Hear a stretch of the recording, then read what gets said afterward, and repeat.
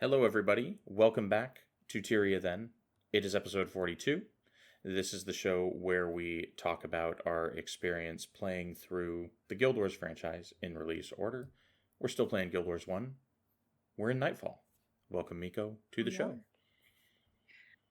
Thank you, Aaron. It's good to be here. We did some more trucking through Guild Wars Nightfall over the last couple weeks. We did. We entered the desolation last episode, and we left the desolation this episode. It's kind of a brief stint.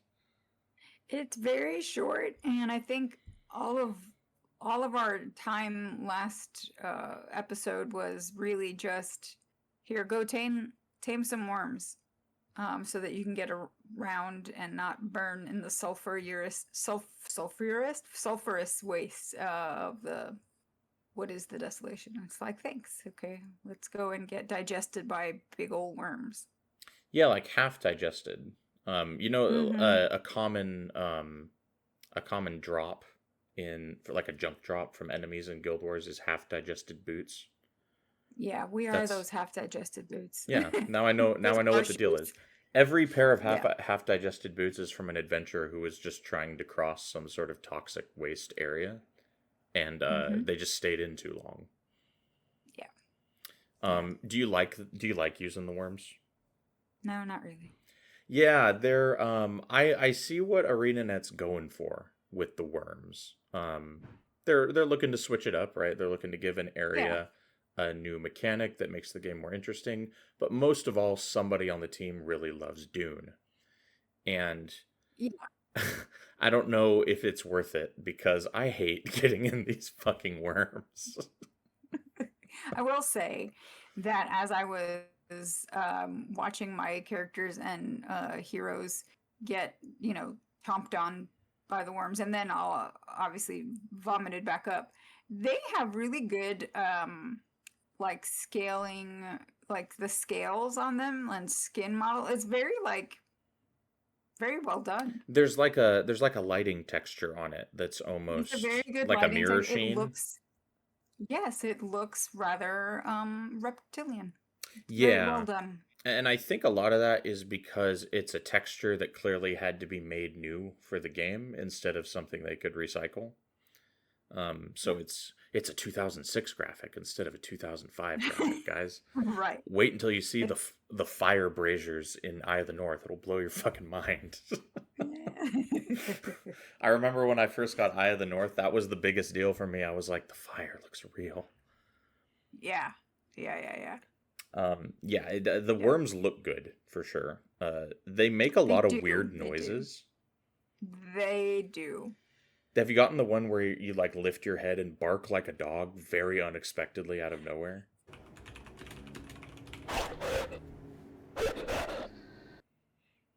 No. It scared the shit out of me. I was like, what is happening? I can well imagine it would. Yeah, there was a point at somewhere. If I can find it in the footage, we have hours of footage, guys. If I can find it, I'll put it in. If I don't put it in, it's because I couldn't find it. But I promise you it happened. Right. The Janundu worm will like raise its head, like look back and forth like a dog does, and like do a barking. It's crazy. It's absolutely hilarious. Yeah, it's jarring to say the least.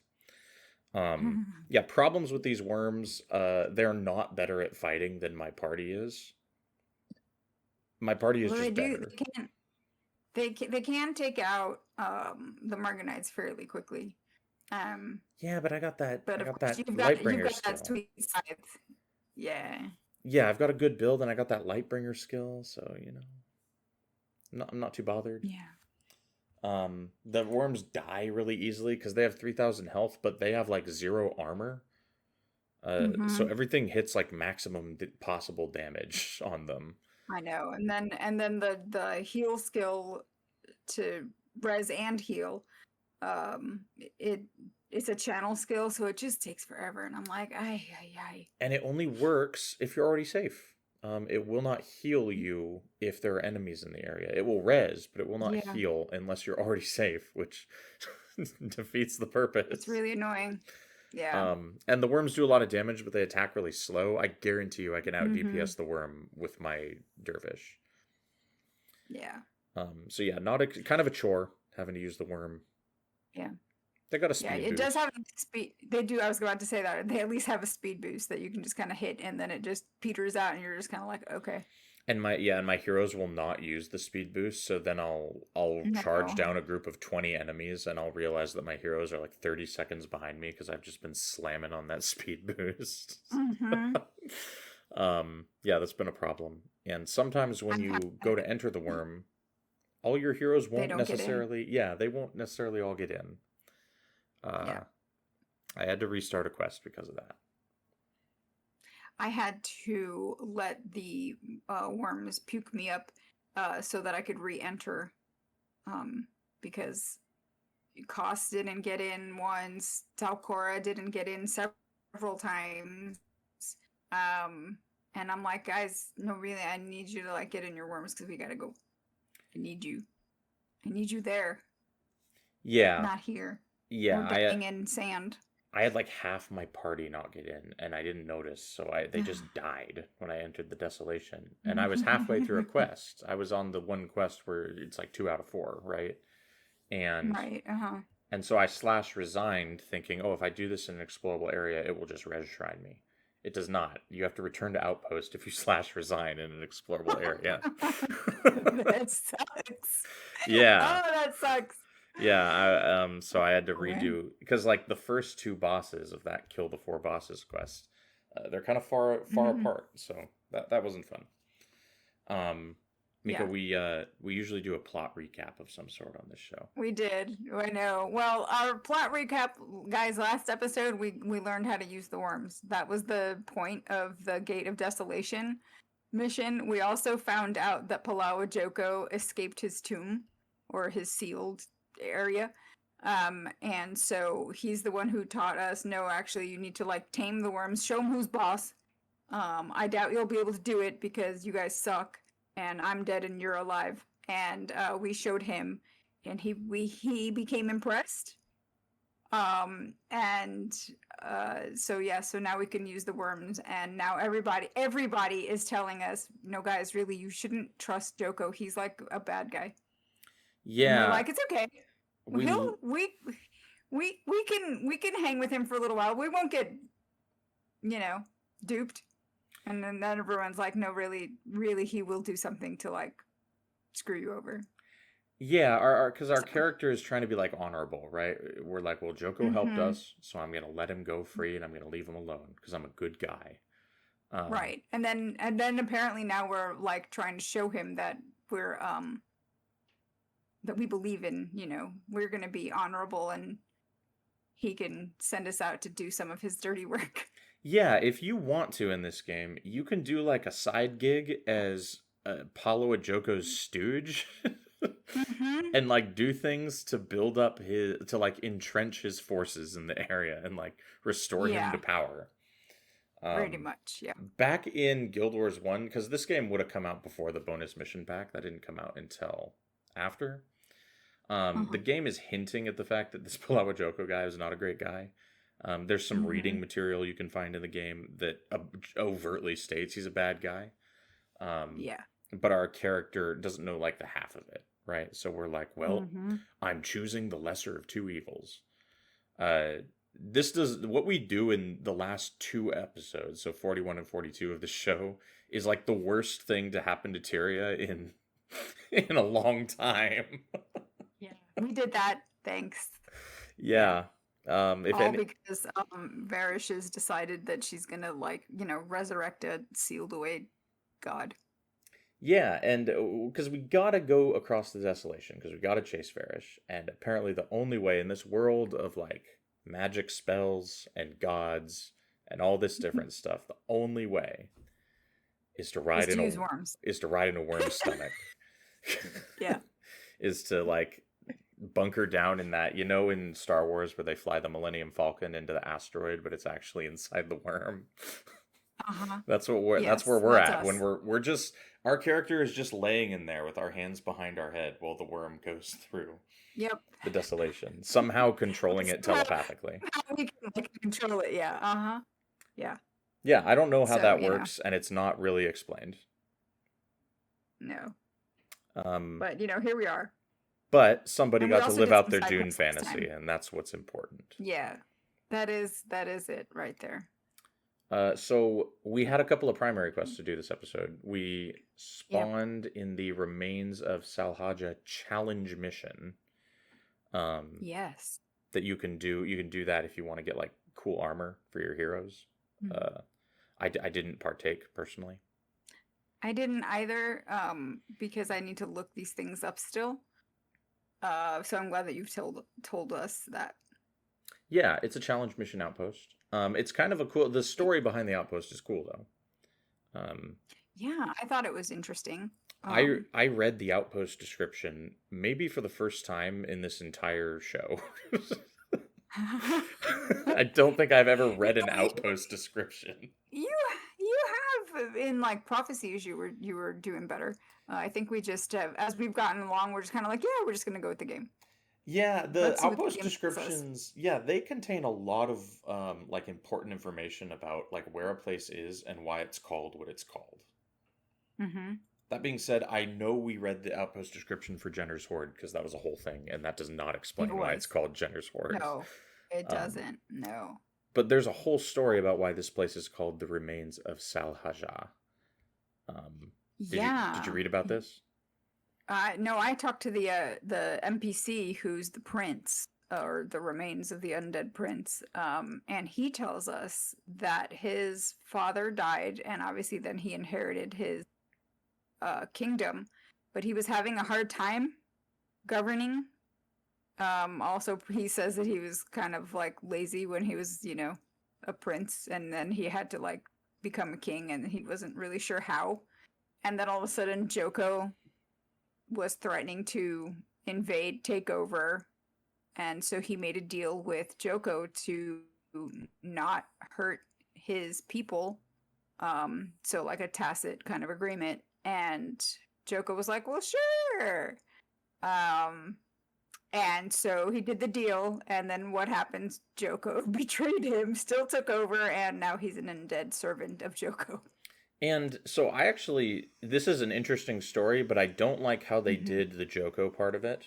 And the Mm-hmm. reason why is because in last episode, when the centaurs are like warning us against making a deal with Joko, they Yeah. paint him to be like this Faustian bargain type of guy, right? Mm-hmm. Where you make a bargain with him and he like twists the meaning of it to suit Right. himself and undermine you. Yes. What Paolo Mm-hmm. Joko does here is just being an asshole. Yeah. Like he's like, oh yeah, because the bargain that the guy makes with him is, oh, you'll spare my people if I work for you, and he's like, sure I will, and then he's like, psych, I'm gonna kill your people, and you still have to work for me, Yeah. and I'm like, that's not clever, that's just lying. I mean, it's kind of what he does. Yeah, So like yeah. whereas a genie would be like, okay, you can have $1 billion, but it's in a trust fund, and you don't get it until you're 150 years old, right? Like, Right. I wish Yeah. that they were cleverer with Joko in this story instead of him Mm-hmm. just be like rug pulling you. Um, Right. I feel Yeah. like they could have done better there. But what made me read Mm-hmm. the outpost description was after I talked to this guy, I noticed his name is Salhajar, Salhajar the Yeah. Dead, but the place is called Mm-hmm. Salhaja. Yes. And apparently his family ruled it for a long time. Salhaja is the family name. Mm-hmm. That's what the city is called, and it's kind of named after the family. And then Right. he is Salhajar, the last king, Right. who is kind of like you said. He's that type of guy who's like, I'm the prince, and I'm kind of a good guy, but I'm not king material. Right. Exactly. So basically, he begrudgingly gives us Joko's message that Joko would like to meet with us, Yeah. and of Yeah. course, And then he's a he's ghost. and he also right, and he also warns us, hey, by the way, don't do what I did. Don't make a deal with this guy. Yeah, and He I'm will like, betray you. hey, too late. Yeah. Pretty much. Yeah, so we got to go meet Joko. I Mm-hmm. believe he wants to meet us in the Joko's Domain area. Yep. Which is aptly named because that's where he's waiting for It us. is his area. Yeah. And that's Yeah. where the Bone Palace is, which is his like castle. I actually think the Bone Palace is cooler in Guild Wars 1 than it is in Guild Wars 2. It's kind of lame in Guild Wars It's 2. also like for a palace, it's kind of small. It's a little That's small, one of the yeah. things. It's It's one of the things that I noted in like Guild Wars 2, and then here in this game, I was like, no, it really is still small. yeah, it's the bone compound. It's more like the guard tower, the bone guard tower. It's not really a palace, I would so I don't know. I would not call it a palace. Yeah, like there is no luxury to be had at the Bone Palace. It No, is I a mean it is It is a bones. courtyard with a square monolith in the middle. Mm-hmm. But we're Yeah. getting ahead of ourselves because we're not at the Bone Palace yet. Yes. Um, No. Joko kind of we walk up to Joko and he kind of whines about having to fight an Asa yet again because Tyria Asa was the one who put him Yeah. away, and now we dragged him out Right. of retirement to help us with like great granddaughter or something, Varish Asa. Mm-hmm. And we got to go help him retake the Bone Palace because Varish has like taken it over, and we got to like hook up with one of Joko's best generals to do it because apparently we're not good Yes. enough. Apparently not. Even though the fight to get the Bone Palace is like not that big a deal. No, and he really is trying to regain control of his army, because his army without him, they've kind of been like headless chickens would probably be a way to describe them. They don't seem to have, they've been kind of aimless and mindless and doing whatever they want, maybe. But they seem to have lost their real like purpose since he wasn't there to like, I guess, whip them into shape. Yeah, his army is kind of splintered into like warlord factions, which I didn't even know Yes. undead creatures did this. Like, Yeah, I know. what are they warlording over in the desolation? I know. Yeah. There's not a lot of conquering to be had, you know? No. So we got to go I wrangle know. a guy named General Hoodoo. Huda? Hoodoo. Huda. Hudda. I don't know. Hudda? Hudda's the Hudda. worst, so we'll call him Hudda. Okay. Okay. I did talk to one of the collectors. I found a collector named Ravu because I had like 8 Morganite Okay. masks, so I was like looking around for collectors. Okay. And apparently Ravu and Danton are 2 collectors that are having like a beef over how many mummy wrappings they've got or something. Oh God. Yeah, I did not find Danton, but yeah, Ravu was basically like, bring me mummy wrappings so I can dick on Danton. It's like a repeat of those other 2 that we've found somewhere else. Yeah, whoever Um, thought of the rival in Bobby, I collectors. think. Yeah, whoever thought Yeah. of the rival collectors, they're like getting their money's worth out of that idea. Yeah. Yeah, it is funny. Did you go find Yeah. Hudda? Yeah, I did, because we had to. And you have to fight him. You basically have to beat him into submission. And then he'll kind of give up when he hits like around like 10% of his health. There's It's a just lot. kind of like, okay, Yeah, I'll come back. there's a lot of that But this it doesn't episode. take much. Yeah, his generals are weak. I guess it's because they're dead. But yeah, they don't take much to convince. So they're like, okay, yes, we'll go back. Yeah, and then we go assault the Bone Palace with him, and the Bone Palace is being protected by like level 10 Restless Dead from the Ascalon Catacombs. I noticed that too, and I was like, why can't you guys defeat him yourself, Joko? Yeah, especially since Joko is like an immortal being who quite literally cannot be killed. You think he could just storm his palace by himself? Yeah. Although what he does tell us as we go is that he kind of hasn't. Well, I mean, we learned this in the previous episode that because he's been sealed away, he doesn't have like his full powers back yet. He's like, oh, mega weak. Yes. So here he is trying to like whip his army into shape, but he doesn't have a whip. He's got like a flaily string noodle thing. Yeah. And I guess because you're right, he does point out that he's like has a fraction of his own power. It's all the better excuse to just like lock him away again, right? Yeah, I know. It's like, why are we cutting a deal with this guy?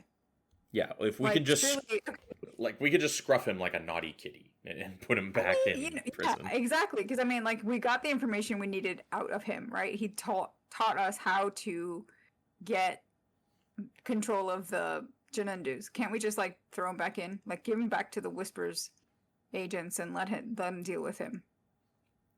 Yeah, that's what I'm Why not? saying. Like, it's an objectively good plan, and if our character knew their history better, that would be like a no-brainer. But instead, we're like, hey, Mm-hmm. Palawa, would you like assistance reestablishing your hold on the region?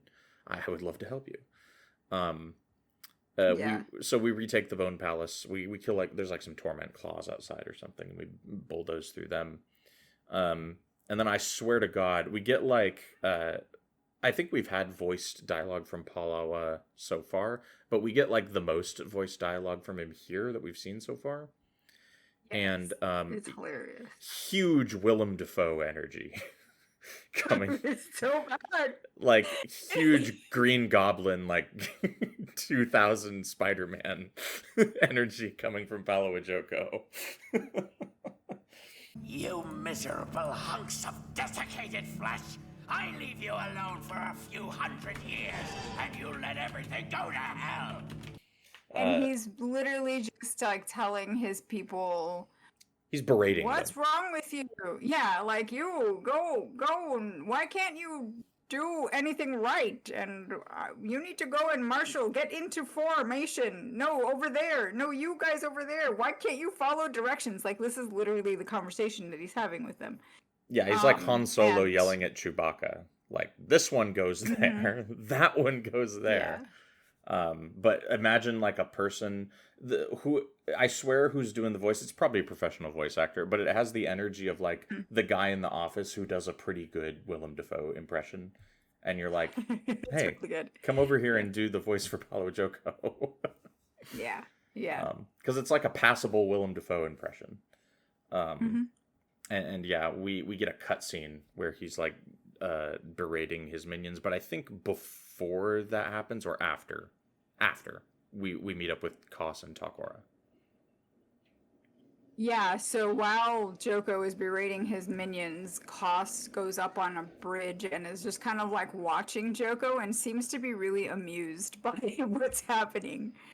And we go over, well, actually, we don't go over, we get, Talcora comes over to him and they have a conversation. And here's something that I guess I didn't clue in on, and if I did, I don't remember.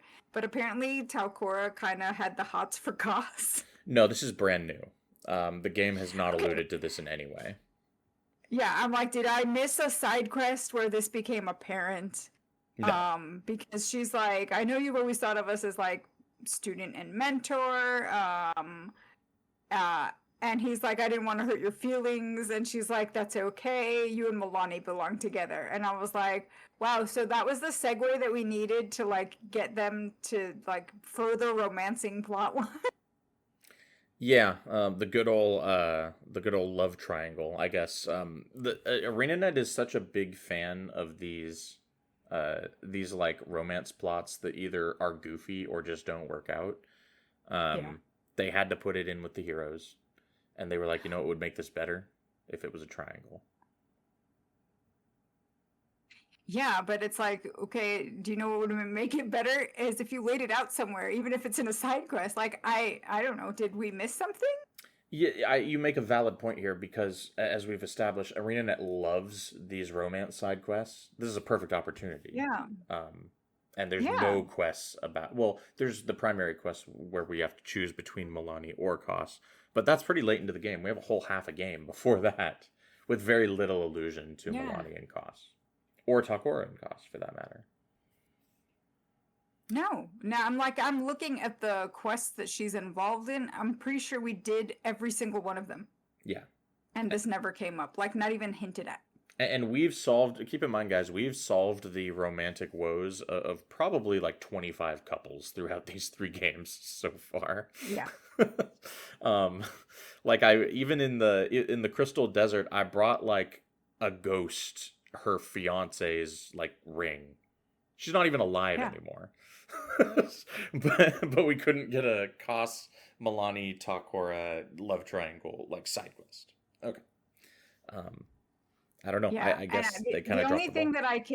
the only thing that I can see is that they were trying to lay it out in some of her ambient dialogue. See, and I don't get a lot of the On the ambient wiki, dialogue. I don't pay attention sometimes because I'm, busy killing stuff or like trying to find my way around. So like back in Venta Cemetery, she's like, "We did it. We did it. Wow, wasn't Cost the best? I think he fought 5 of those Cornins at once." So that's a little thing. And then in the council is called, she's like, "I don't like the way that Corsair woman was flirting with Koss." Is this Takora or Milani? Talcora. Okay, so she's like Koss's little cheerleader. Apparently. I've been talking to Margaret. I don't want to be like her. I want to be a hero like Koss, like you. So I guess they've been trying to like hint at it, but no, I think they needed like a quest. It's news to really like make this. Yeah, at this point, if you're like playing the game and paying attention to the primary quest content, this is probably news to you. So yeah, it definitely could have been threaded better, even if there's very veiled references. It absolutely could have been threaded better. Yeah. And it's not like ambient dialogue was voiced in this game, so you just get the speech bubbles that pop up over their head. So if you're not like paying attention, you will miss this. Yeah, and this game is very much all about killing the group in front of you and then going to the next group and killing them. It does not emphasize paying attention to ambient dialogue. So it's just kind of one of those things where you get mired in the action of the game when you're going to point A to point B, and the game doesn't really lend itself to getting information about characters in the form of ambient dialogue. But that's okay. We know the information now. And Milani shows up right after Takora and is like, "Yo, I heard all of that."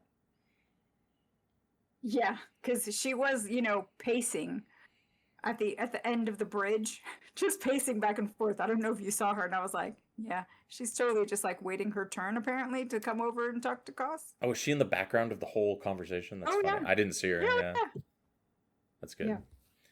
Yeah. She basically comes over and is like, "Hey, do you want to be boyfriend and girlfriend?" And Koss is like, I guess we gotta be now. I don't have any other options." Yeah. No, he's like down. So they agree, like they very conversationally agree to date each other, and then Palawa yells at some more corpses. Yeah. I mean, given that we got the cinematic at the end of, Jenner's Horde for me, and what was the one that you did, the equivalent one? Nundu where Bay. they're basically, Nundu Bay. So where the primary character, your character, is like telling Koss, you guys really need to like talk. Yeah, they talk about that situation and they like and Talcora is like, no, Talcora here is like making the point, you guys need to like just admit to each other that you belong together because it'll be easier for the rest of us. Yeah, and I was like, that's valid. They both acknowledge that like each had a point, with like Milani wanting to go to the village and Koss wanting to go to the garden. And they basically are like, yeah, maybe we should have just split up. Gone to both places. Yeah. Now we have a Milani and a Koss romance in full swing. And we spawn back at the Bone Palace in front of Joko. And we got to talk to a guy named Priest Kemtut, who is a centaur man. Yes. An undead centaur man. Yeah, he's got like the awakened armor. Yes. And there are a lot of... Yeah, we already talked about how kind of underwhelming the Bone Palace is. It's kind of just a beige courtyard. Mm-hmm. Yeah, and there are a lot of centaur NPCs around. So, they're still under his control. Or are you seeing try to break free? Like fully alive centaurs, or are you talking about the undead ones? The undead ones. Yeah. A lot of the awakened are centaurs. Mm-hmm. Totally. Yeah. What did Priest Kemtut direct you to do? So he said it's important. You're gonna have to go and teach your worm how to take out Abaddon's big bad elite guard called the Horde of Darkness. But you need a skill from the elite Janundu worms in order to do that.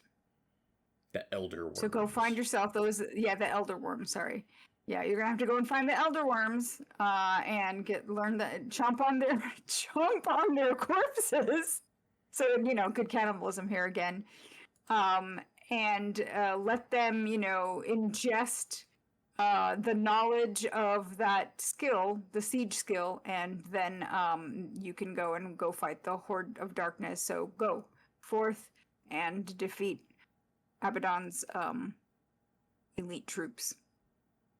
Horde of Darkness is definitely like an Avenged Sevenfold song or something. Yeah. Yeah. There's definitely a band or a song that is called Horde of Darkness. More than likely both. Yeah. We gotta go kind of a long ways for this quest. We gotta go all the way out to Shattered Ravine. Oh, man.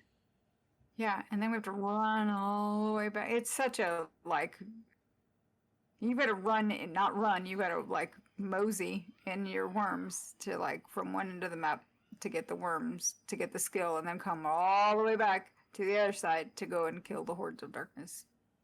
Yeah, and you go over to Shattered Ravines, and when you zone in, because we took some side quests at the Bone Palace as well that we're going to talk about.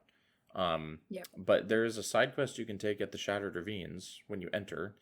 There, you can if you beeline the quest, you may miss this. Because I think I did this and you didn't. Out of the corner of my eye, I saw out on this peninsula that's not in the yellow, so you can walk on it.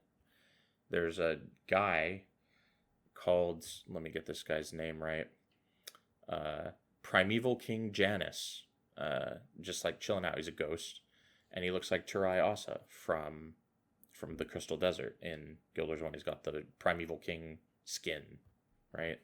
And he's got some monks with him, and they're all ghosts. And he's like, "Hello, my slaves are rebelling against me. Can you help me? Can you help me crush this slave revolt?" At which point I'm presented with an option for 2 quests. I can either take go murder slaves quest, or I can take a quest called Refuse the King. And what did you do? Well, I didn't think that slaves were very cool. So I picked Refuse the King, and I said, "Listen, man, I'm not going to do that." And so he attacks me, and he's absurdly easy to kill because we have a party of 8 people that have And he's one guy. Yeah, that have PVX Wiki approved builds, and he is one guy that has Cyclone Axe or something. Right. And so yeah, we wreck his shit, and then I gotta go. Then I gotta go find the leader of the slave. I was hoping I could just kill him and that's the quest, but I gotta go find the leader of the slave rebellion to get a reward. So I hop over to the other side of the ravine where a guy named also a ghost named Myrish is the leader of the ghosts. I didn't know ghosts had slaves, and I certainly did not know they rebelled. But he's the leader of a ghost slave rebellion, and I let him know that I killed the Ghost King, and he was very grateful. That's the whole quest. So do you think that the ghost will come back? Come up another time for more questing? No, I mean it's a ghost. Can ghosts really be killed? Well, because if you're killed as a person and you supposedly have quote unfinished business, you can come back as a ghost. That's the general ghost lore, right? Ghost rule, right? Yeah. Apparently, this guy's unfinished business was being an asshole to slaves. I mean, yeah. And it's still unfinished, so maybe he will come back again. Oh my gosh, yeah. Yeah, I don't know. Quite possible. I don't know how re-ghosting works. You're gonna have to. I don't know. I don't know either. You're gonna have to talk to the Herald of the Mists about that or something. You're gonna have to go find Dermond and ask him about it. Yeah. So that was just a weird side quest that exists that you can do. Otherwise, I just went and I did the Janundu Elders. Yeah, because I saw him pop up as an ally, and I was like, "But your name is grayed out. Where are you?" And I couldn't find him, and so I was like, "Oh, I'm just gonna keep moseying along. Maybe I'll come back and try to find you later." And then I forgot. Yeah. Yeah, you kind of just like take a mild turn out onto this little gray peninsula, and he's hanging out with his guys. But he's dead now, Okay. so at least temporarily. So, Right. you go Right. like if you're not doing that, you like beeline down one of the titular ravines and Shattered Ravines. Shattered Ravines, cool area by the way. It's got like bone tentacles Mhm. that are like coming out of the ground, Yeah. and I think them coming up out of the ground is what shattered the ravines into the landscape. That That's that my could theory. be. Yeah. That Did you could have be. trouble It's here at all? hmm. Did you have No. any trouble here? No, I did not. It it I thought that, the Elder Siege Worms, because they've got the Elder title, you'd think that they'd be harder to kill. But no, I think RenaNet was thinking elderly siege worms, and so they were ridiculously easy for your siege worms to take out. Yeah, wizened siege worms Yes. are what we had to take out. There's only 4 of them, and there's 8 of us. You can do the math. It did not work out Mm-hmm. for these No. individuals.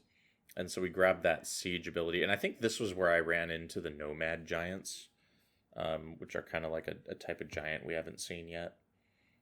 They've got Yes, and like they've got tusks, yeah, they've got like pincer like elephant tusks. tusks. Yeah. Mm-hmm. They're wild looking, and Yeah. unfortunately for them, they're rangers, so they're just bad at the game inherently. Uh, sorry, rangers. Hey, man. um, listen, there are some great ranger builds, but they are never placed on NPCs. No, no. They have like they take 14 seconds to summon a spirit is like the first action they Yeah. take in combat, and by then they're dead. Yeah. Yep. Pretty much. It's like um, maybe you shouldn't have done the channel skill first. Yeah, yeah, they're not the brightest Yeah. bulbs in the bunch, so they weren't too bad. They just look goofy. Mm-hmm. And there's like desolation insects that will attack you too, like Yeah. dune termites. And they look kind of They're wild freaky. They looking. got eyes all over them. They got like round heads with eyes all over them. Yeah. I don't like them. No, no. They look very insect and sort of like Shelob the spider from Lord of the Rings. Like it's just like, ooh. They actually, what the heads of the dune termites reminded me of was the animatronic they had for Aragog in the second Harry Potter movie. Yes. The Yes. dead ass looks like Aragog. It does. Uh, Oh my gosh. Yep. Good stuff. Miko, what Mhm. is because we are gonna keep talking about the Horde of Darkness quest, I promise, guys. But Miko, what do you know about Right. graven monoliths? What are these? They are elementals, and they look like a bunch of slabs of rock that are put together, and you've got to go fight them. Yeah, I think Right. animation wise and visually, they're very cool. If you just watch them wander around, they Mhm. like shapeshift, and they're like Yeah. Transformers, kind of. Yes. Um, They are Transformers. That's good. Sometimes they look like a serving tray, and other times they'll like get 4 legs and walk around like a stegosaurus. Yeah. And sometimes they like turn into like a forgotten that's like a serpent thing. They look cool. Mhm. They're Mhm. the same model Yeah. as the Apocrypha that we fought way back Yes. in Jockener Diggings. Now they're just enemies that are littered about. I guess they work for Abaddon. And Yeah. those are just some of the things we've been running into out in the desolation that we haven't really encountered yet in the game. Have you fought a desert worm yet? Yes, they were just randomly popping up, and I was like, "What are you guys doing? We're like on the same like species team. Stop fighting me." I hate these fucking things. I hate them too. They're level 30 or like 28 or something like that. They're absurdly high level. They're gargantuan. They are not Janundu. They're different. They're hostile, and they just Mhm. pop up usually when you're in the middle of fighting something else. Janundu have like no armor, Yeah. so they do like 300 damage a hit to you. And the desert worm itself has absurdly high armor because my bite skill Yeah. that is supposed to do like 300 damage hits them for like 60. Yeah. So they take forever to kill. It was... Mm-hmm. There were some spots in Alkali Pan where I was getting 2 of them at a time. Just an awful time. Yeah. No, it was really bad. I don't like them. Yeah. So every time they were popping up, I was just really annoyed. Yeah, and one of those times where I got a couple desert worms interrupting my nice little desolation picnic was when I went out to actually fight the Horde of Darkness with our newly acquired siege skill, which is like a range skill, and it just launches a projectile that does like 400 damage or something. It's really strong. Yeah. The Horde of Darkness was described by the quest guy as the original Morghanites that fought alongside Abaddon at the gates of heaven when, like, the gods killed Abaddon. They didn't kill him. Cast him out. Yeah. They distinctly did not kill him. Otherwise, we wouldn't have a whole game. That's who we gotta use the siege skill to take out. And the way that the quest guy was describing it, it made it sound like the only thing that would hurt the Horde of Darkness was the siege skill. I'm here to tell you that that's a lie.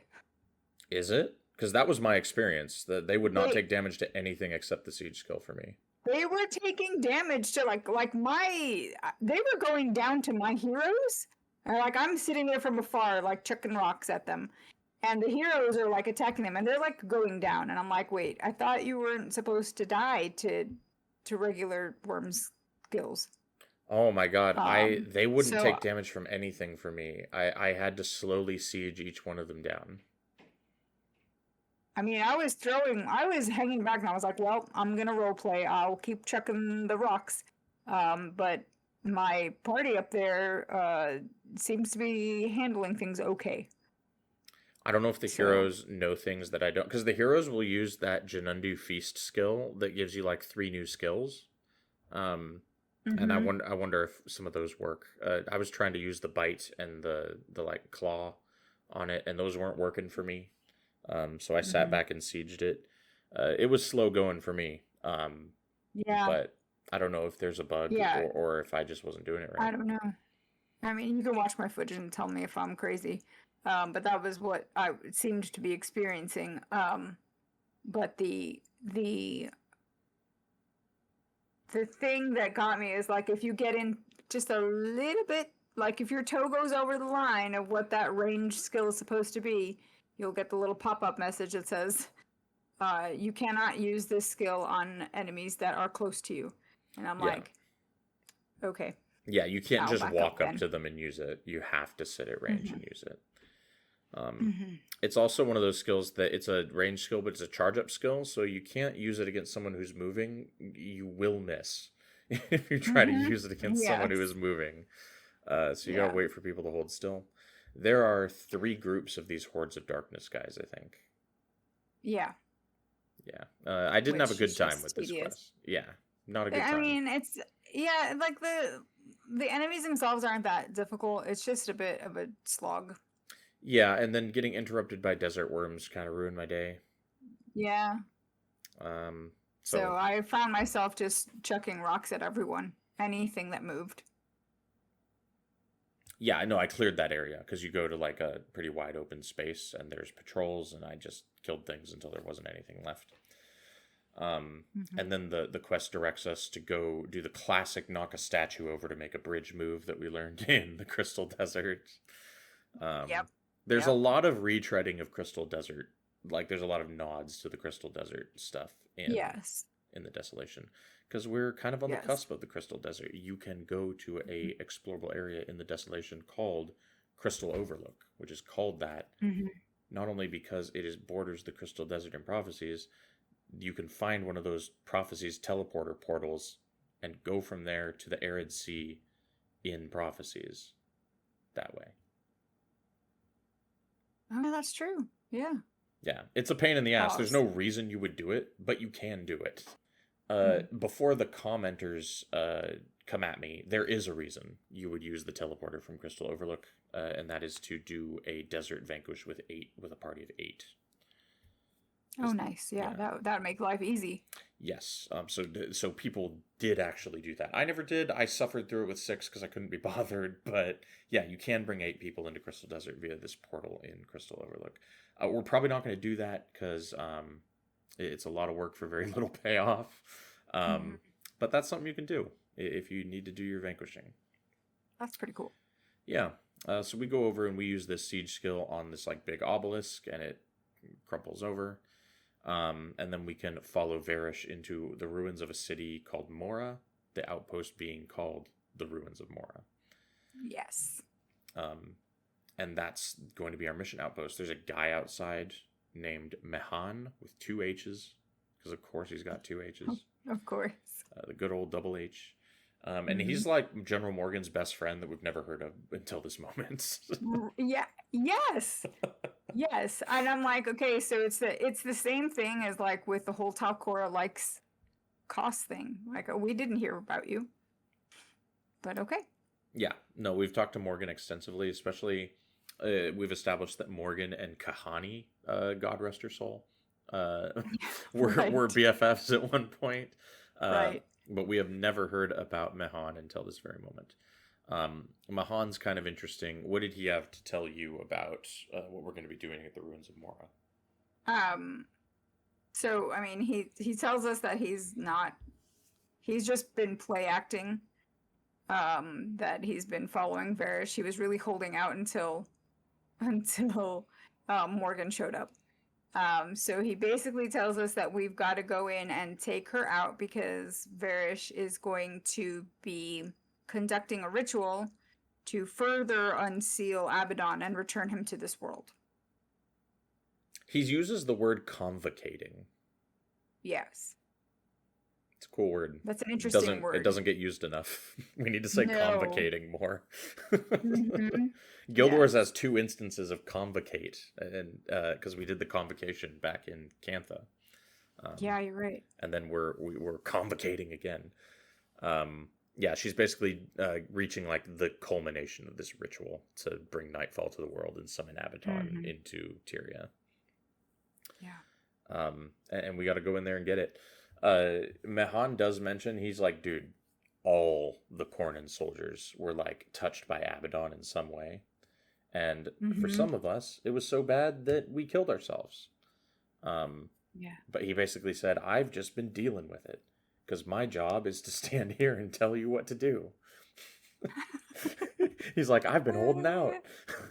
What would you do if I wasn't standing here to tell you what to do? I know. I'm important. Yeah, he's been holding out for Morgahn because he's like, I gotta help Morgahn. I don't know what would have been different if he wasn't there. Like, we would have charged in there and killed Varish anyway. So, yeah. Spoiler, guys, we charge in there and we kill Varish. But we'll get to that in a moment. Because after we unlock that outpost, we do some side quests. I don't know if you did your side quest before or after you got to Ruins. No, I went and did the side quest first, and I was like, I'll come back to Varish later. One thing I wanted to talk about, because we run around Bone Palace and pick up some side quests. Did you pick up the quests She Hungers and Sticks and Stones? Yes. I take it you caught the funny dialogue. Yeah, well, yes. I mean, she's talking about how the NPC for She Hungers is talking about how just because she's dead doesn't mean she doesn't still get hungry and want a snack. And she wants Hecate tongues. Well, I think she wants Hecate legs. I thought it was Hecate tongues. Okay. It might have been tongues. No. I wasn't paying attention to whether it was tongues or legs. It might be tongues. If it's tongues... And if it's legs, yeah. But if it's legs, it's like frog's legs. So, that would be appropriate. If it's tongues, somebody at ArenaNet is obsessed.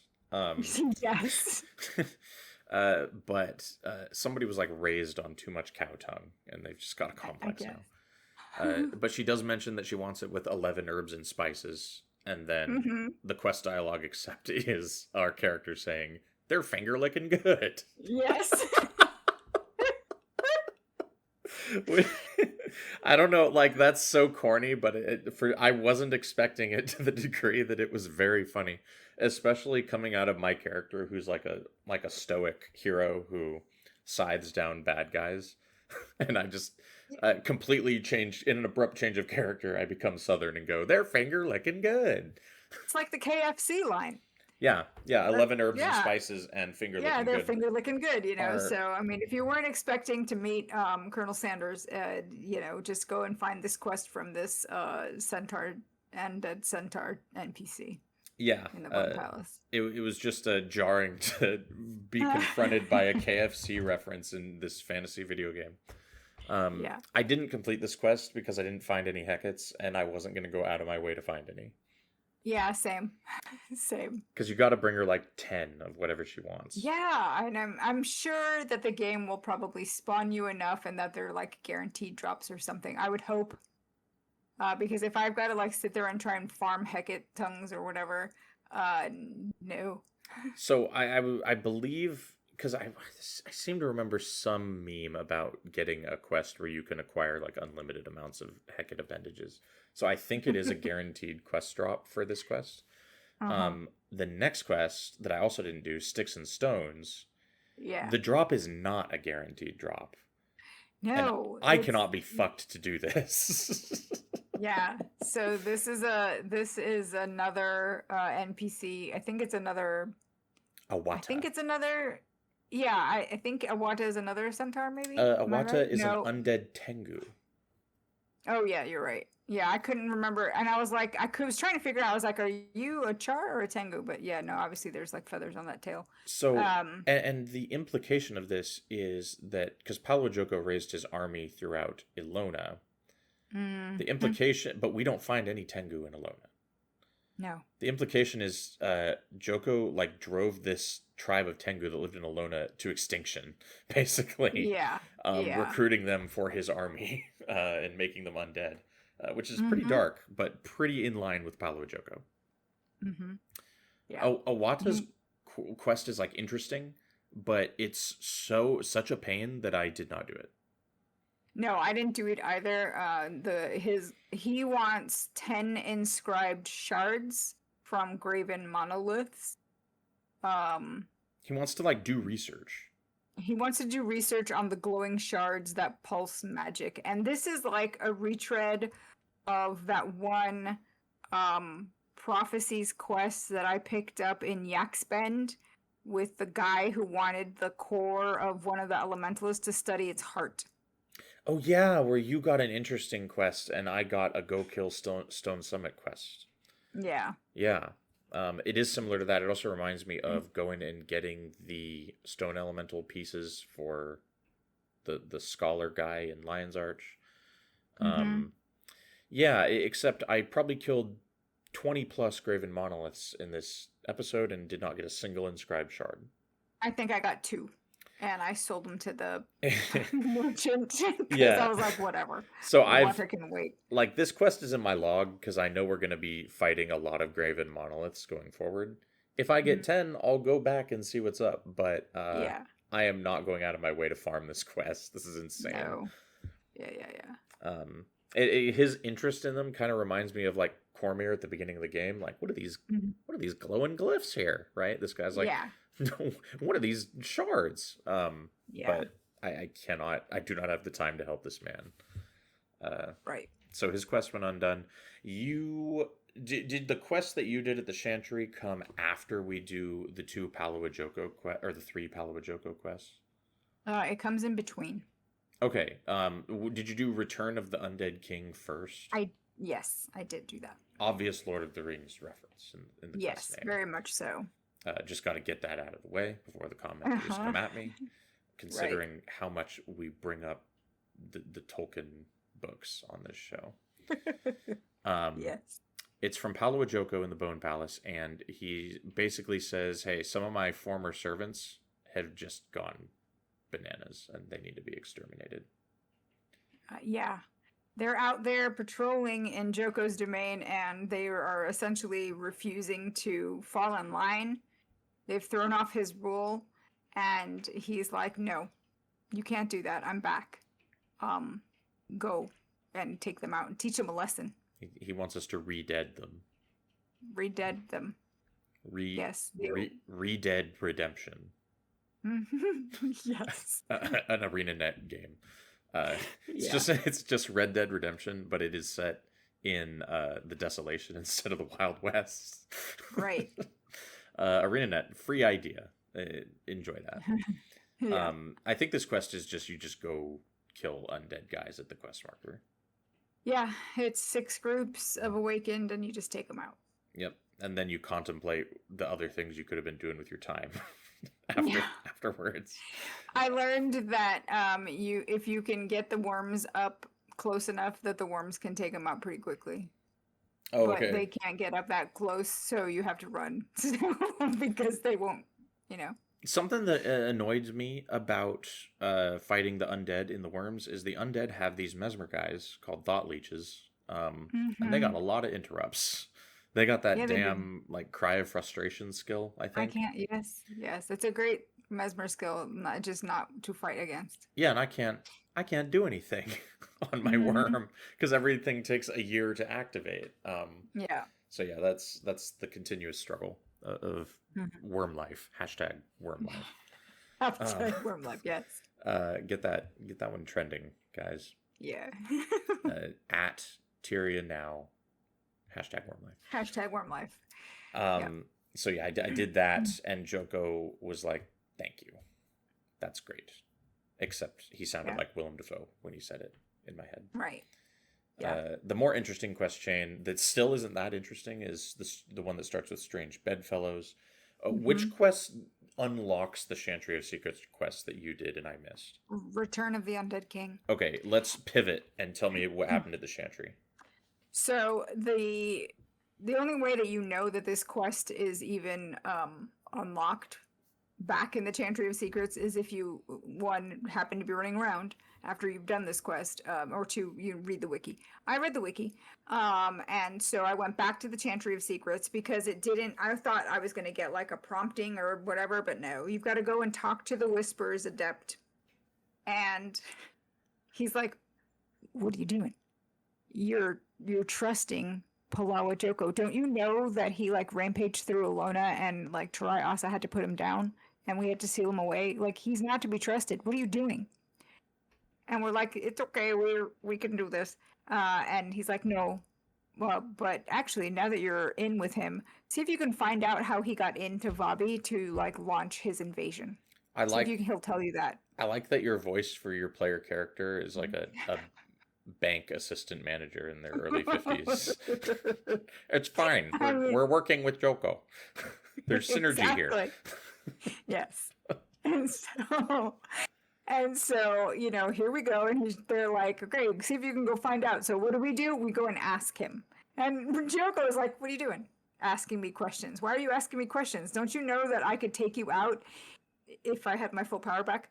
By the way, if you want answers, help me get my full power back. Go out and find my rebellious general and take my scepter back, because he had the audacity to steal it from me." There are so many rebellious generals in this episode. You would think that he would get a clue that they don't want him around. So you just walked up to him, and your solution to this dilemma is like, "Hey, Joko, you're not planning on conquering the world again, are you?" Right. Like, how did you get into Vabi?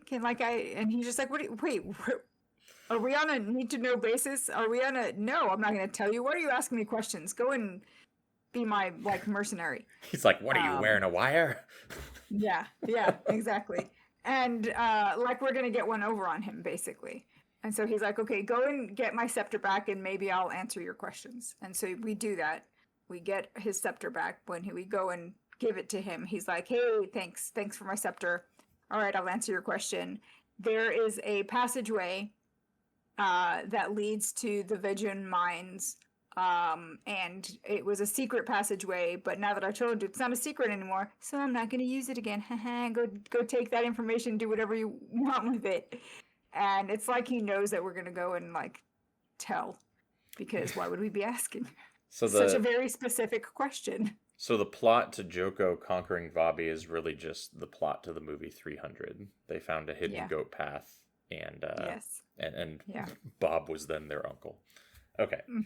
So you go back and you tell the adept, hey, there's this passage. The passage, by the way, leads you to the Basalt Grotto outpost, which if you have it unlocked, all you gotta do is just map over there. I didn't. Truly So I had to truly the port sledge of Nightfall. Like I was like, where even is this outpost? And so I'm like trying to I took a wrong turn. I found a group of awakened, and I was like, I got my worms. I can siege them for a little bit. But no, they had those thought leeches, and then because you're close to rock, they spit you out, and we wiped again. And I kept thinking that I needed to go straight. No, really, I just needed to make a right-hand turn. I didn't even need to engage that group. Make a right-hand turn, make a left-hand turn, and hey, guess what? There's the outpost right down the road. So I was like, I just wasted time and honeycombs trying to get death penalty off of my freaking party. Is the Basalt Grotto, can you go there from the Vegin Mine side and get to the Desolation without having to do the plot of the game? There is an exit into the Vegin Mine, so I'm going to say yes. But you'd of course, so if you did that, you would of course find Desolation and you wouldn't be able to use the worm, so you'd still have to do the plot anyway. Right. Interesting. Right. Yeah, I think I've used the Basalt Grotto on my main account as a staging place for Vanquishing. But that's it. It's a very seldomly frequented spot. Yeah. So when you go back and you tell the adept, he's like, no, thanks for this information. That's good. I can't believe we missed that. and I'm sure that Joko is going to invade Vabi and try to take over Alona and all of Tyria again now that he's back. So we'll be here waiting. We're going to wait for him because we know he's going to come back some point. It could be hundreds of years from now, but we will know and we will be ready. And I'm like, a nice foreshadowing there, ArenaNet. Did you remember that you put that into the game, or did you just kind of think, hey, maybe we'll bring Palau Joko back? Hey, one out of 2 is better than 0 out of 2. So they did know they were not ready.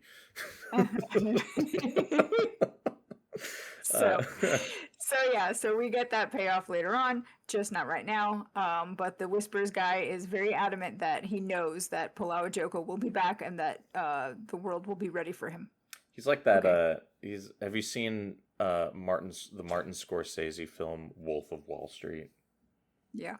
He's like that FBI agent that keeps picking on Leonardo DiCaprio throughout that movie. Yeah. He's like, I'm on to you. And Joko's just over here eating lobsters. Like, I don't care. Exactly. Good stuff. I missed that. I missed that quest. I did not go back to the Chantry, and I clearly did not spend enough time on the wiki. Right. There's the final side quest chain we did, I think, is this Strange Bedfellows quest. Mm-hmm. I don't know why it's called Strange Bedfellows. Is that a reference to something I don't understand? Maybe. Is there a famous work of... Is there a Hemingway novel that I'm not aware of that's being referenced here? No, apparently there's no trivia on the note. I did this one while I was also doing... Let's see.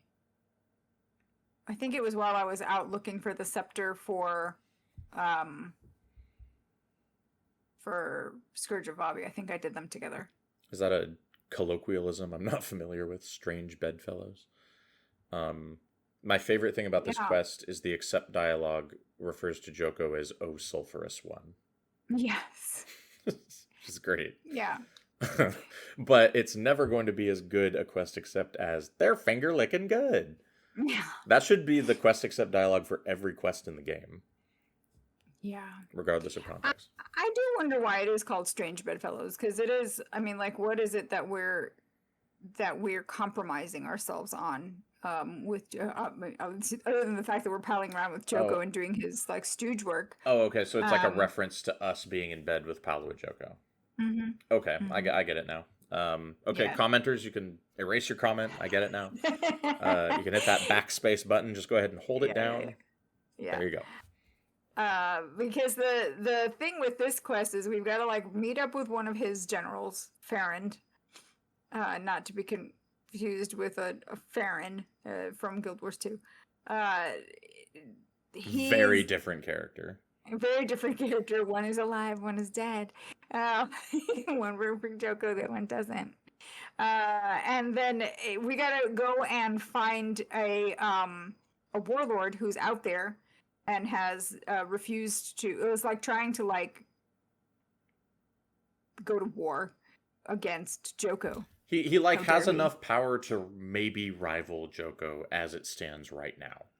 Yeah, which, you know, Joko being not very strong, which if you haven't brought him his scepter from doing the Scourge of Vabi quest, then maybe he's not that strong. So the warlord we find out is yet another Asa.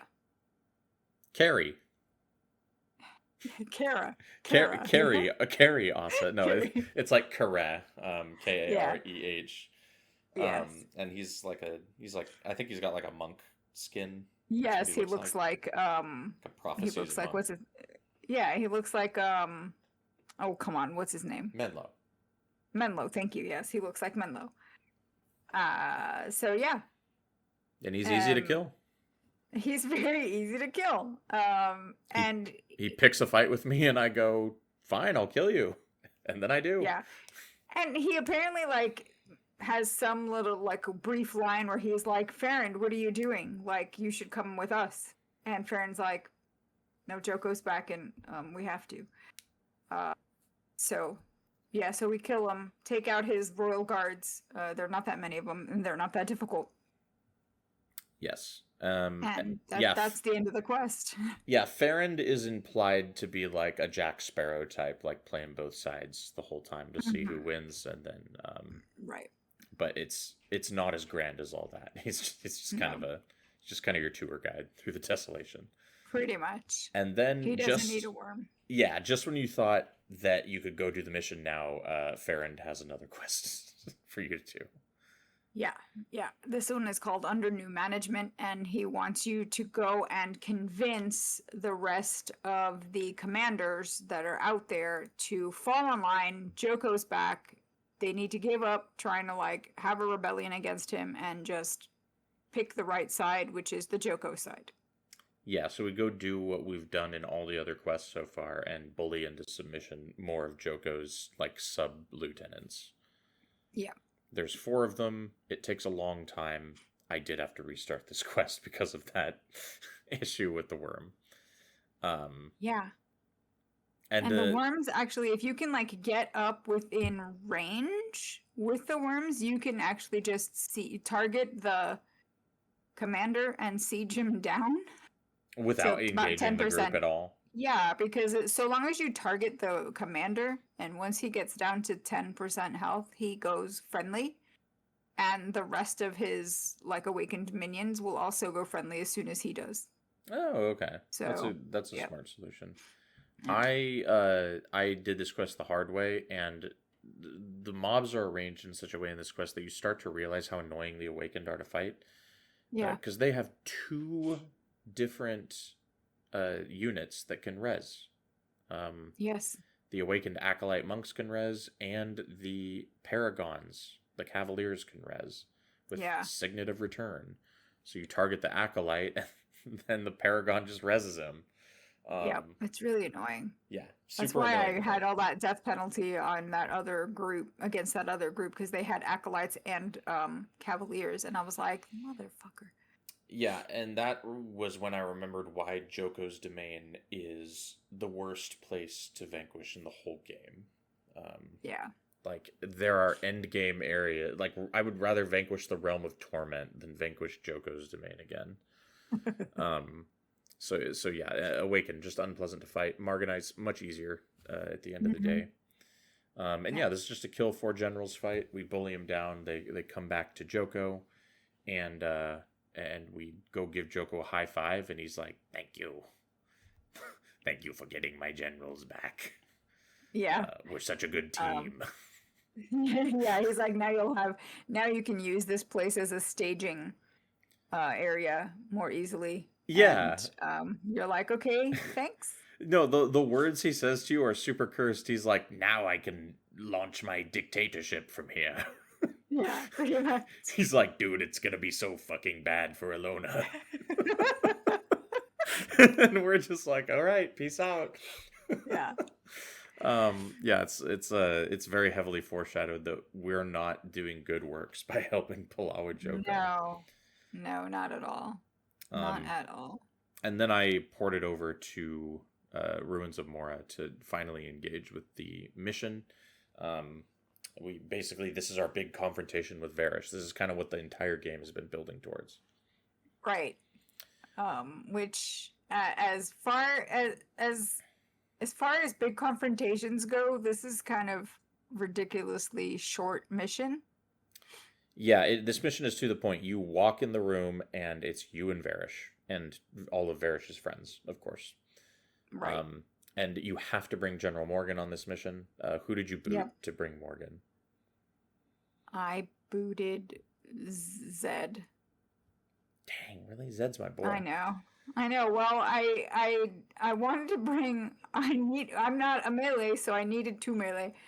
And so I needed Kos and Milani, and I brought obviously Sasuke because fire, and I brought Norgu because mesmer, and then I needed my monks.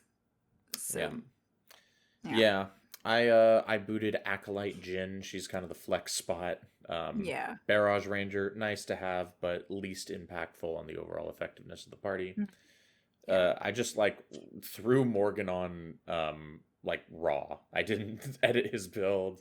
I didn't give him any equipment. I just stuck him on there and we ran in. I went and gave him a PVX hero build, and I was like, oh, this is gonna be good. And then while I was out doing one of these Joko quests, I got a Paragon boss dropped a green shield. Which I can't remember the name of it. I know, and I was like, well, I'll just slap that on Morgahn. And so, yeah, Morgahn is now rocking a green shield. Yeah, that Paragon boss that's right outside Ruins of Mora when you go into Alkali Pan to do stuff, probably. Yeah, maybe. I had to kill him 3 times. Yeah. Super annoying. You'll see it in my footage, and if you see that I kind of hesitated while I was mousing over the green shield, it was because I was shocked that something dropped. If you see me hesitate in when I'm playing, it's because Windows tried to force me to restart my computer for an update in the middle of me trying to record my footage. Can you give me a minute, please? Yeah. Seriously. Golly. Yeah. But the wiki is really helpful. I mean, the wiki is always helpful, but the wiki is really helpful on this one. And they're like, no, don't run into the room. Stay at where you zone in and flag your heroes there. And then just wait for Varish to come in. And then you don't have to fight her trash. And I was like, all right. So I went in the first, because I did run this twice, and I'll tell you why.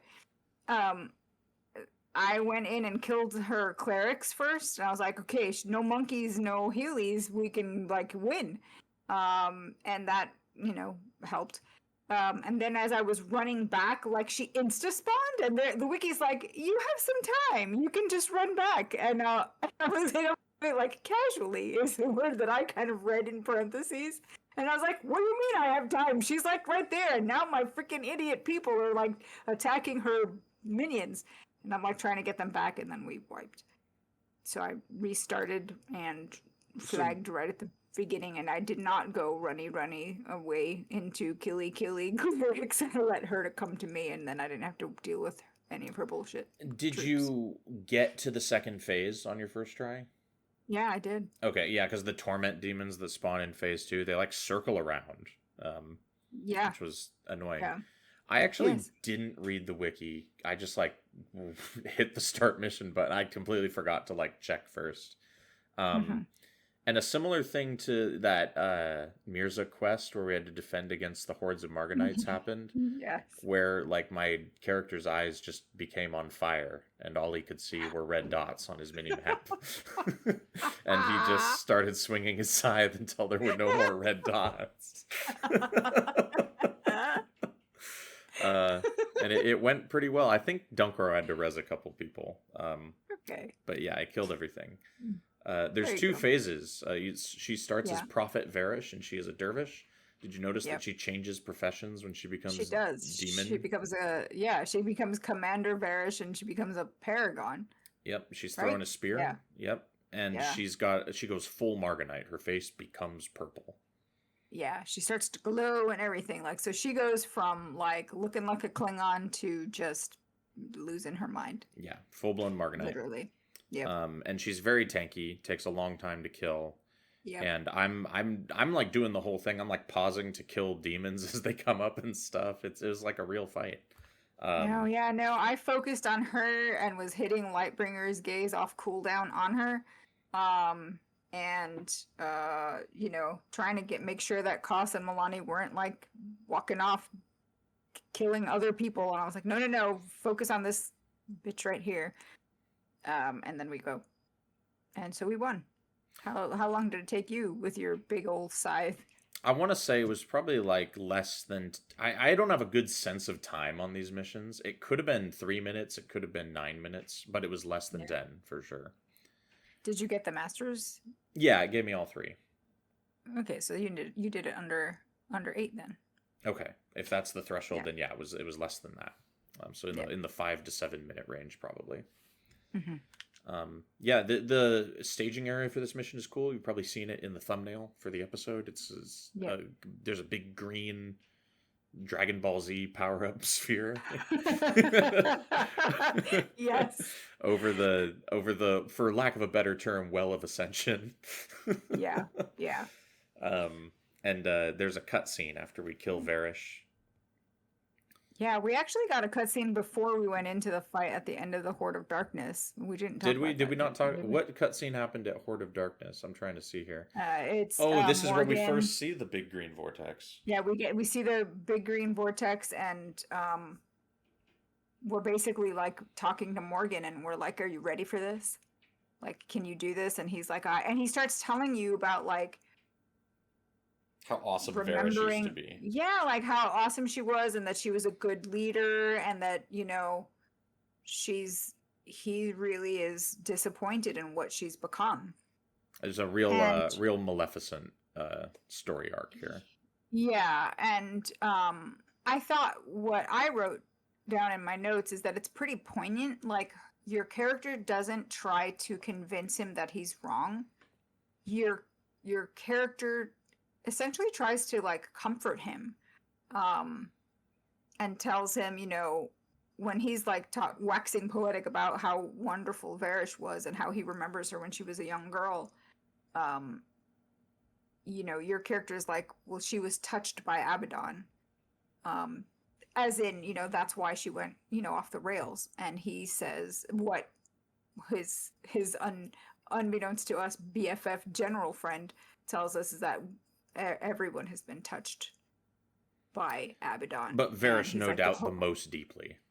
Right. And he's like, oh, all of Alona, all of Tyria is going to be, having to deal with this. That's why they've got to take her out. And your character's like, are you going to be able to do that? And he's like, yes. Yeah, we're basically like, we're having a kind of a tense moment where we're like, listen, man, we're going to kill this woman. Okay? Yeah. Like, there's no ifs, ands, or buts about it. There's no other way. We have to kill this person. And I need to know that you're not going to flake when the moment comes up. Yeah. And Morgahn is like, I'm ride or die. I'm in. Let's go. Yeah. And then that kind of gets followed through on the cutscene that plays after the mission. Yeah. When Morgahn kind of kneels over her body and says his goodbyes. Yeah, and he basically apologizes to her and to Alona, for her, really. So it's kind of, it's a nice little closure, kind of, full circle moment for him, and does give you some empathy for him, I found. Yeah, it's a good bit of a bittersweet ending, because we did the thing, but we had to kill a person who otherwise had like strong potential as a good leader and a good human. They were just corrupted by a force that was stronger than all of us, right? And in that case, you got to do what you got to do. Unfortunate all around, but we have defeated Varish. And then we ask the question, so is that it? So is that it? Like, what happened now, Grandpa? And he's like, I don't know. Yeah, and he's like, And I don't know, like, man. Yeah. But we've got, he's like, well, the game could be over here. But what if we went to hell? Yeah, because he's like, but it's like he's like so like despondent, like poor guy. He's like feeling his feels, and he's just like, I don't know, I don't know. Like each ritual, but we're like, but this is the place that was supposed to be closest to Abaddon's like prison. Like surely we stopped her, it's gonna be okay, yeah. And he's like, every ritual that she did was meant to weaken the barrier. So even if we stopped her, the barrier's still going to be weak. And your character's like, but does that mean that the barrier to the realm of between Tyria and the realm of torment can like be gone now? He's like doing And anime then, of course, exposition. Yeah. Oh, 100%. And then all of a sudden, of course, onto earthquake. Earthquake, explosion, purple portal. Ground collapse. Yeah. Yeah. Chaos rifts. And it shows us run away from it, but us spawning in an outpost in hell called the Gate of Torment after this would imply that we actually got sucked into the portal. Right, yeah. We fell through the floor. Yeah. Yeah. We're essentially in the upside down, like the Nightfallen version of Ilona. The cutscene actually says at the end, Nightfall has come to Ilona. So I've never really known for sure when we're adventuring around in the realm of torment, is it supposed to be that we're actually in what Ilona is at that point in the story? Or are we in like the other side in the realm of torment? I don't know. Yeah, I kind of like the idea of the upside down version of the world, like it's like we go to the realm of... This could be the place, yeah. Yeah, we go to the realm of torment, we do the stuff there, and it's very much the Nundu Bay question of like, did that really just happen? Or was that like all in a pocket plane? Right. I don't know. Right. I don't know. We also have to play the game. Yeah, the story in an online game, it has to be, because like we can leave and go back to like normal Ilona, right? But I think the idea when we are in the realm of torment, as far as like the story, is like you're in torment, but outside Ilona is Nightfallen, I think is what it's supposed to be. But it's never been super clear to me. Yeah, I think it could be that. I think it could be that this is where it's starting. Like it's just going to get worse from here if we don't solve the problems in the realm of torment. Like if we fail in the realm of torment, then that's it. It's just going to spread like this will be the nucleus, and it'll just keep spreading. Yes. Everything will get worse. Did you do anything? So we spawn in this outpost in the realm of torment. I think it's called the Gate of Torment. Did you do anything here? Or did you just like close the game? No, I closed the game. I went back to my guild hall and I closed the game, and I was like, we'll pick it up next time. I went over to the skill trainer and I got the final skill that I've been trying to get my damn hands on for the whole game. Yeah. And which skill is that, Aaron? Sand shards. Nice. Basically when you hit with a scythe attack, it does a bunch of earth damage to like all surrounding enemies. So it's just like an extra vow of strength. Nice. It's awesome. Yeah. So the build is only more powerful now. I plan to bulldoze through many torment demons in the next few episodes. Nice. Excellent. I don't know how many side quests are in the realm of torment. I know there are some because I saw some exclamation marks in that outpost. I vote we do 3 more episodes, 1 for each mission in the realm of torment. Okay. Because there's the Gate of Pain, the Gate of Madness, and Abaddon's Gate, or Gate of Abaddon. Yep. I don't know which one. Abaddon's Gate. Yes. So I think we're going to do 3 more episodes for each of those, so you can count on Nightfall ending on episode 45. So that's kind of the plan, and we'll, as we find side quests, we'll pick them up and do them. We'll look at these outposts. We'll chit chat with the NPCs. It'll be the good old time you've come to know and love on Tyria. Then, until then, Miko, where can people find you on the internet? You can find me at Inky Sticks on X, Blue Sky. That's basically where I'm retweeting, reposting things. Yeah. I will post from my Inky Sticks YouTube account if I'm like in the comment section on our channel as well. Yes. And you can find us at Tyria Now on Twitter and Blue Sky, and of course YouTube or Spotify, Apple Podcasts, where you're probably watching or listening to this. I think that's all of them. But until the next episode, guys, we will see everybody later. Everybody have a good one. We'll see you. Yeah. I blew that ending. I blew it. I was like, everybody have a good one. There should be something more after that, but I've got nothing. So we'll talk to you guys next time. Bye, guys.